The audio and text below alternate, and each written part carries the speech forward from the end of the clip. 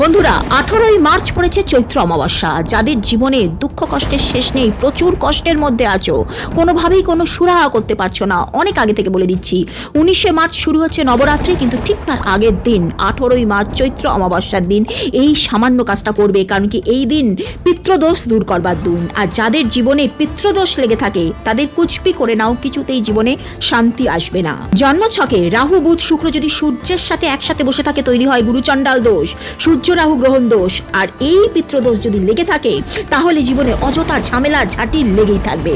সুতরাং 18ই মার্চ তোমরা কি করবে, আটা মেখে 4টে ছোট ছোট প্রদীপ বানিয়ে নাও। প্রদীপের মধ্যে সর্ষের তেল বা তিলের তেল দেবে, এর মধ্যে একটু কালো তিল দিয়ে দেবে। এই প্রদীপ 4টে বাড়ির 4টে কোণা অর্থাৎ উত্তর দক্ষিণ পূর্ব পশ্চিম 18ই মার্চ সন্ধ্যেবেলায় জ্বালিয়ে দেবে।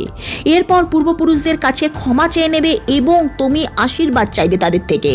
ওং পিতৃগণায় বিদ্মহি জগৎধারিণে ধীমহি তন্ন পিতরো প্রচোদয়াৎ, এই পিতৃগায়ত্র মন্ত্র 11 বার বলবে। তারপর তোমার যে অপূর্ণ ইচ্ছে, তোমার কষ্টের কথা পূর্বপুরুষদের কাছে ব্যক্ত করো।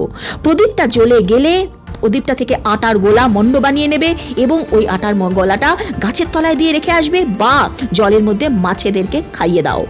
যদি মনে করো এই রেমেডিটা করবে নিজের কষ্ট দূর করবার জন্য, 100% কাজ করবেই।